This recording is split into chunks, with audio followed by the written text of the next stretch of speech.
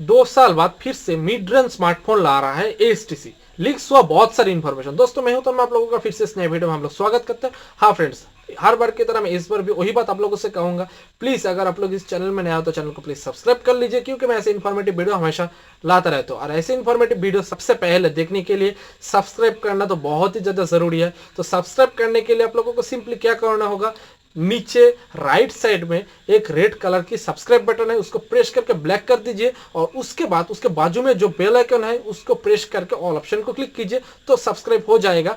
और उसके बाद हमारी डाली हुई जो भी वीडियो होगा आप तक सबसे पहले पहुंच जाएंगे। तो चलिए दोस्तों वीडियो को शुरू करते हैं।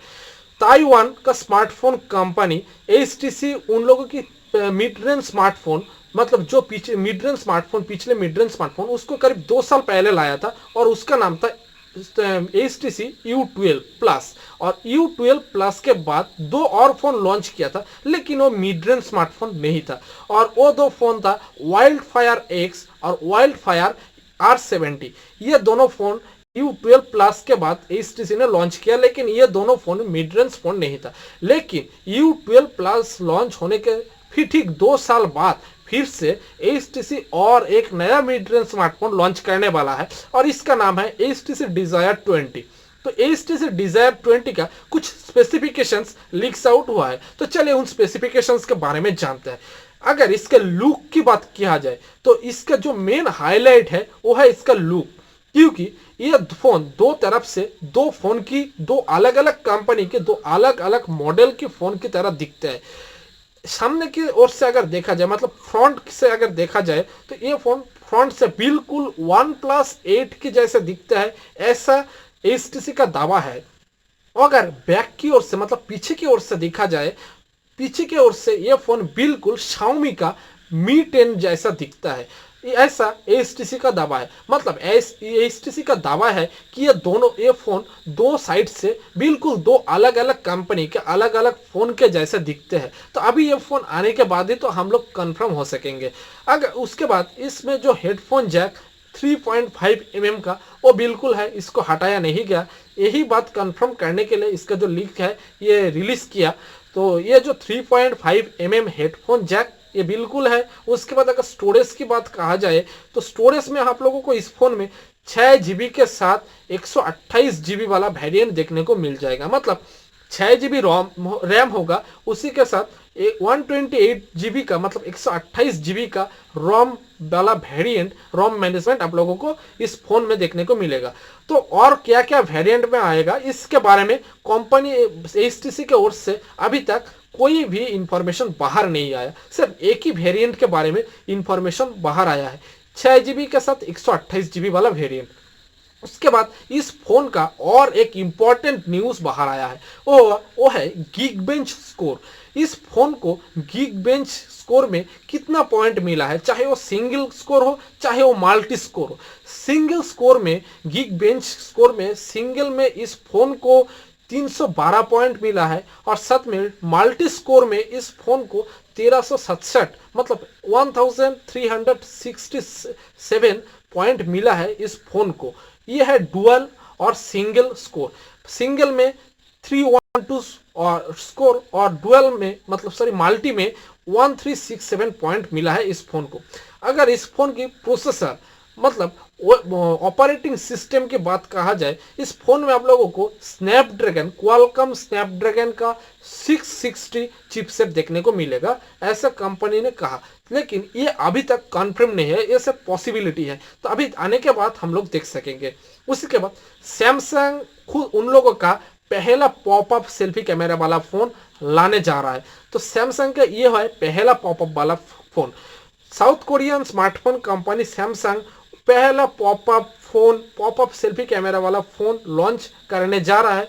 और 2018 में, मतलब 2018 में पहला popup selfie camera phone launch किया था वीवो ने। वीवो 2018 में पहला पॉपअप सेल्फी कैमरा वाला फोन लॉन्च किया था और उसका नाम था वीवो नेक्स के बाद वीवो ने और भी बहुत सारे पॉपअप सेल्फी कैमरा के साथ फोन लॉन्च किया, चाहे वो वीवो V15 हो, V15 Pro हो, और भी बहुत सारे फोन है। और वीवो के बाद और भी बहुत सारे कंपनी ने ये पॉपअप सेल्फी कैमरा के साथ फ़ोन को लॉन्च किया, चाहे वो शाओमी हो, रियलमी हो, ऐसा और भी बहुत सारे ब्रांड है। उन सारे ब्रांड ने भी पॉपअप सेल्फी कैमरा के साथ फ़ोन लॉन्च किया, लेकिन सैमसंग जो कि एक साउथ कोरिया का जायंट स्मार्टफोन कंपनी है, उस सैमसंग ने अभी तक कोई भी पॉपअप कैमरा के साथ फ़ोन लॉन्च नहीं किया। लेकिन इस बार सैमसंग पॉपअप सेल्फी कैमरा के साथ फ़ोन लॉन्च करने जा रहा है। पिछली बार सैमसंग ने जब सैमसंग गैलेक्सी ए सीरीज में सैमसंग गैलेक्सी A80 को लॉन्च किया था, तो A80 को जो स्कोर मिला था, उस स्कोर को देखते हुए ऐसा लग रहा था तो उसमें पॉपअप सेल्फी कैमरा हो सकता था, लेकिन उसमें हम लोगों को किसी भी तरह का पॉपअप सेल्फी कैमरा देखने को नहीं मिला। उसमें हम लोगों को वाटर ड्रॉप नॉच के साथ सेल्फी कैमरा देखने को मिला। लेकिन इस बार सैमसंग ने कंफर्म किया कि सैमसंग ने अभी पॉपअप सेल्फी कैमरा के साथ फ़ोन को लॉन्च करने वाला है। तो ये फ़ोन का जो नाम क्या होगा अभी तक ये कंफर्म नहीं है, मतलब इसका कोई भी मॉडल नंबर अभी तक बाहर नहीं आया। लेकिन सैमसंग ने सिर्फ न्यूज़ दिया कि सैमसंग का ये फ़ोन पॉपअप सेल्फी कैमरा वाला phone Samsung Galaxy A series में या फिर सैमसंग गैलेक्सी एम सीरीज़ में आ सकता है। ये सिर्फ उन लोगों ने ये पॉसिबिलिटी है कहा, कंफर्म नहीं कहा। और इसका जो लीक्स आउट ये ऑन लीक्स पर शेयर किया गया, और ऑन लीक्स पर शेयर किया गया जो इमेज है, रेंडर इमेज, उस रेंडर इमेज के मुताबिक ये इस फ़ोन में कुछ ऐसा स्पेसिफिकेशंस है जो हम लोगों को देखने को मिलेगा। इस फ़ोन में हम लोगों को फुल स्क्रीन डिस्प्ले देखने को मिलेगा, क्योंकि इस फोन का जो सेल्फी कैमरा वो पॉपअप है, इसी के वजह से किसी भी तरह का पांच होल पीस, किसी भी तरह का वाटर ड्रॉप नॉच, किसी भी तरह का बेजल्स इस फोन में हम लोगों को देखने को नहीं मिलेगा। इसी के वजह से इस फोन में हम लोगों को फुल स्क्रीन व्यू डिस्प्ले देखने को मिल जाएगा, और इस डिस्प्ले का साइज होगा 6.5 इंच का डिस्प्ले, और फुल HD प्लस रेजोल्यूशन के साथ ये डिस्प्ले होगा। ट्रिपल रेयर कैमरा देखने को मिलेगा इस फोन में, जिसमें हम लोगों को शायद 48 मेगापिक्सल का प्राइमरी सेंसर देखने को मिल सकता है। ऐसा सब पॉसिबिलिटी है, कॉन्फर्म नहीं है। उसी के साथ इस फोन में पीछे की तरफ फिंगरप्रिंट सेंसर देखने को मिलेगा, और साथ में सेल्फी में पॉपअप सेल्फी कैमरा देखने को मिलेगा, जो कि Vivo V15 की तरह दिखता है। वीवो ने ये भी, सैमसंग ने ये भी कॉन्फर्म किया कि इसमें जो पॉपअप सेल्फी कैमरा होगा वो बिल्कुल Vivo V15 तरह की दिखने में होगा, मतलब उसका लुक बिल्कुल Vivo V15 की तरह ही होगा। और साथ ही में इस फोन में किसी भी तरह का बेजल्स आप लोगों को नहीं देखने को मिलेगा, किसी भी तरह का नॉच नहीं मिलेगा, जो मैंने अभी पहले कहा था। उसी के साथ इस फोन में आप लोगों को और कुछ चीज़ खास मिलने वाला है, जैसे कि आप लोगों को इसमें इस सैमसंग के इस पॉपअप वाले फ़ोन में IR ब्लास्टर देखने को मिलेगा, USB Type-C पोर्ट देखने को मिलेगा, और इसमें और एक चीज़ हटाया गया जो कि सैमसंग ने अभी किया, मतलब इससे पहले बहुत सारे कंपनी थे, जैसे कि एप्पल ने किया, मतलब आईफोन ने किया, और भी शाओमी का कुछ ऐसा मॉडल है जिसमें 3.5 mm का जो हेडफोन जैक वो हटाया गया। मतलब अभी का अगर ट्रेंडिंग की बात कहा जाए, ट्रेंडिंग में ऐसा हो रहा है कि 3.5 mm को 5 mm जो है हेडफोन जैक है उसको हटाया दिया जा रहा है।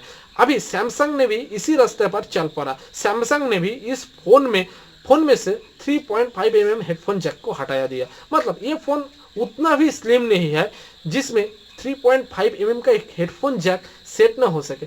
तो ये क्यों हटाया गया, तो ये तो सिर्फ हम सैमसंग ही बता सकता है। अगर हम लोग ये सिर्फ आइडिया कर सकते हैं कि ये सब ट्रेंडिंग की वजह से जो अभी बहुत सारे कंपनी ने किया, उसी को देखते हुए सैमसंग ने भी ये किया। तो आप लोगों को क्या लगता है, आप लोग अपना राय देने के लिए आप लोग कमेंट्स में नीचे बॉक्स में है वो पर अपना राय दे सकते हैं।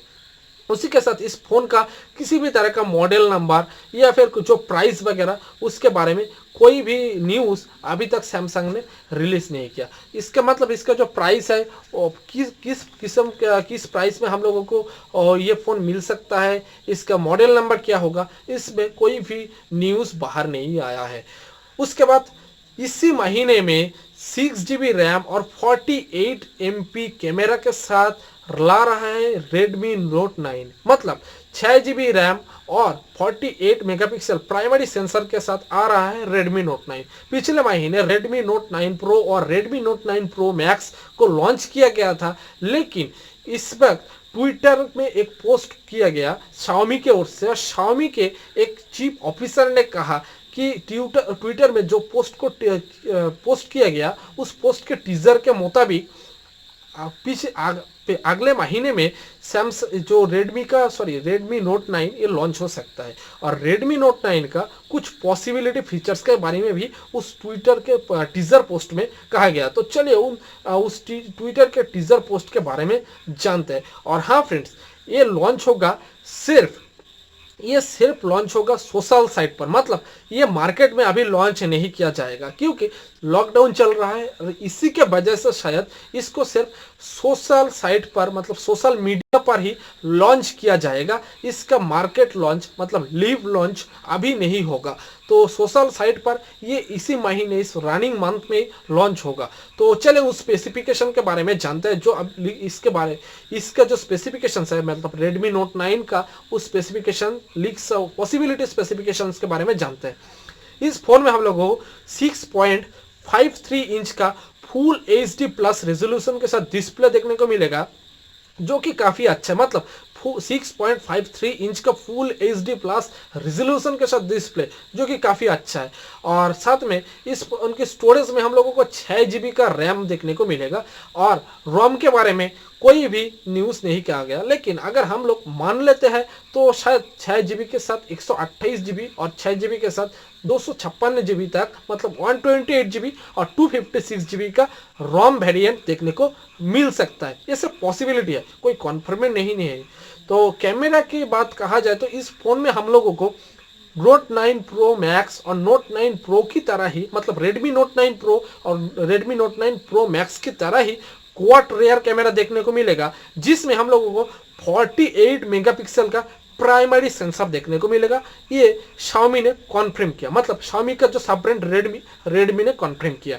तो इस फोन में क्वाड रेयर कैमरा और उसमें जो प्राइमरी सेंसर होगा वो 48 मेगापिक्सल का होगा। और प्रोसेसर के बारे में कुछ भी नहीं कहा गया, तो हम लोग ये उम्मीद रख सकते हैं कि इस फोन में शायद क्वालकॉम स्नैपड्रैगन 660 या फिर क्वालकॉम स्नैपड्रैगन 665 देखने को मिल सकता है। ये सिर्फ पॉसिबिलिटी है, हम लोग सिर्फ हम उम्मीद कर सकते हैं, कॉन्फर्म नहीं है। उसी के बाद अगर इस फोन के प्राइस की बात कहा जाए तो ये फोन 1499, मतलब करीब 1500 युआन के आसपास मिल सकता है। अगर इस 1500 युआन को इंडियन करेंसी में कन्वर्ट किया जाए तो ये फ़ोन करीब 16,200 रुपये में मिलेगा इस इंडियन मार्केट में। तो ये फ़ोन कब तक मार्केट में अवेलेबल होगा, इसके बारे में भी Xiaomi ने कोई भी कन्फर्म न्यूज़ नहीं कहा। उसके बाद एप्पल का पहला 5G आईफोन 12 आ रहा है, और इसका जो कीमत होगा आईफोन 11 से भी कम होगा। तो चलिए उसके बारे में भी कुछ लीक्स आउट है, कुछ न्यूज़ है, उसके बारे में जानते हैं। कुछ दिन पहले अमेरिकन टेक कंपनी एप्पल सस्ते में आईफोन SE 2020 को लॉन्च किया था, लेकिन ये फ़ोन सिर्फ नाम से ही सस्ता है। इसका जो कीमत है, इसका दाम से ये सस्ता नहीं है, क्योंकि इस फ़ोन का प्राइस स्टार्ट होता है 42,500 से, करीब 42,500 रुपये से ये फ़ोन का स्टार्टिंग प्राइस है आईफोन SE 2020 का। तो चलिए इस बात को छोड़ते हैं और इस फोन में, और हाँ फ्रेंड्स और एक बात, ये आईफोन SE 2020 इसीलिए कहा गया सिर्फ नाम में सस्ता है, दाम में सस्ता नहीं है, क्योंकि इस फोन उतना ज़्यादा पॉपुलैरिटी हासिल नहीं कर पाया। इस फोन में दमदार कैमरा था, पावरफुल बैटरी था, लेकिन उसी के बाद भी, ये सारे होने के बावजूद भी ये फ़ोन उतना ज़्यादा पॉपुलैरिटी नहीं हासिल कर पाया जितना उम्मीद किया एप्पल ने। इस फ़ोन का सिर्फ एक ही गलती था, वो था छोटा डिस्प्ले। इसीलिए उतना ज़्यादा ये फ़ोन उतना ज़्यादा पॉपुलैरिटी हासिल नहीं कर पाया। और इस फ़ोन में इसके बाद एप्पल ने और एक न्यूज़ रिलीज़ किया, जिसमें एप्पल ने कहा कि बहुत जल्द एप्पल अपना पहला 5G फ़ोन लॉन्च करने जा रहा है, और इसका कीमत होगा आईफोन 11 से भी कम। तो ये एक चौंकने वाली न्यूज़, ये जरूर एक चौंकने वाली न्यूज़ है। तो इसका जो पहले स्पेसिफिकेशंस है उसके बारे में जान लेते हैं, और ये होगा आईफोन 12। आईफोन 12 सीरीज में आप लोगों को 4 फ़ोन देखने को मिलेगा। एक होगा iPhone 12 plus, iPhone 12 pro, iPhone 12 pro max. तो ये चारों फोन की अलग अलग डिस्प्ले साइज होगा। तो आईफोन 12 में आप लोगों को 5.4 इंच का डिस्प्ले देखने को मिलेगा और आईफोन 12 प्लस में आप लोगों को 6.1 इंच का डिस्प्ले देखने को मिलेगा। आईफोन 12 प्रो में आप लोगों को 6.1 इंच का डिस्प्ले देखने को मिलेगा और आईफोन 12 प्रो मैक्स में आप लोगों को 6.7 इंच का डिस्प्ले देखने को मिलेगा। मतलब डिस्प्ले में आईफोन 12 प्रो मैक्स का डिस्प्ले सबसे बड़ा है। उसी के बाद सारे के सारे फोन्स आप लोगों को 5G कनेक्टिविटी के साथ देखने को मिल जाएगा और इसमें प्रोसेसर में A14 बायोनिक चिपसेट को यूज किया है। मतलब एप्पल का यह दावा है, आईफोन का यह दावा है कि A14 जो बायोनिक चिप है ये अभी के लिए दुनिया में सबसे पावरफुल प्रोसेसर है। इससे ऊपर कोई भी पावरफुल प्रोसेसर अभी दुनिया में बना नहीं, ये एप्पल का दावा है। तो अभी आने के बाद हम लोग देख सकते हैं कि ये दावा कितना ज़्यादा सच है और कितना सच नहीं है। तो चलिए उन सारे बात को छोड़ते हैं, अभी इसका जो बाकी स्पेसिफिकेशंस है उसके बारे में जानते हैं। कुछ दिन पहले जोनास डायनाहर्थ के नाम से एक फोन डिजाइनर आईफोन 12 का एक रेंडर इमेज को लीक्स किया था, जिसमें हम लोग देख सकते हैं ये आईफोन 12 बिल्कुल आईफोन 5 की तरह दिखता है। मतलब अगर आईफोन 12 का आप लोग देखते हैं तो आप लोगों को आईफोन 5 की बात याद आ जाती है।